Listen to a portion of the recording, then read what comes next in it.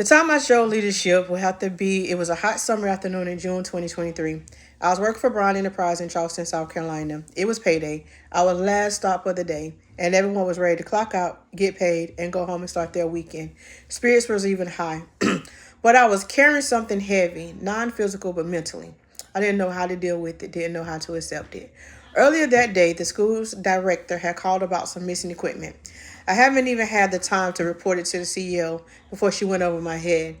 I started digging for answers, but the items weren't where they were supposed to be. I eventually discovered the items had been loaded onto another truck, and all signs pointed to one person's, the CEO's son.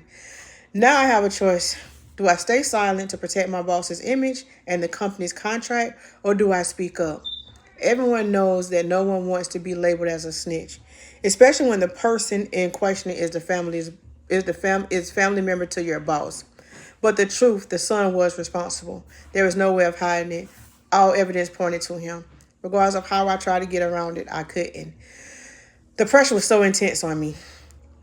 We were already at risk of losing our contract with the school district, my boss's reputation, and the person who helped my boss secure the contract reputation, my reputation, everybody's reputation was on the line except for the son.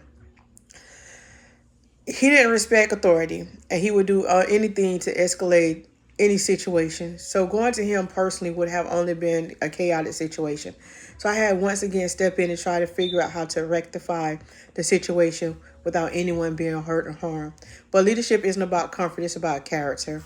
I reported everything honestly. The result, the CEU's son was removed from the school contract and relieved of his supervisory duties.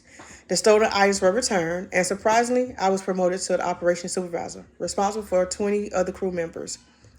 That day, I learned humanity isn't about being quiet or passive. It's about putting your ego aside, even if you feel that you're doing something wrong, even if it's the boss's son.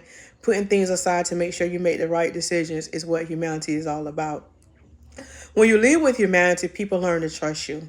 They know that you're responsible, even when it's hard. Even in that situation, they knew that that was a hard decision for me to make. But I had to make that decision because it was reflect on the company, and I knew how bad the company needed this contract.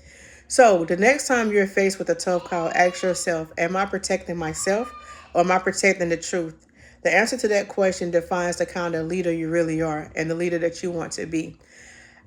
At that moment, I never thought about it like that. Only thing I thought about was I doing the right thing? And of course, at the end, I did do the right thing. Thank you for listening.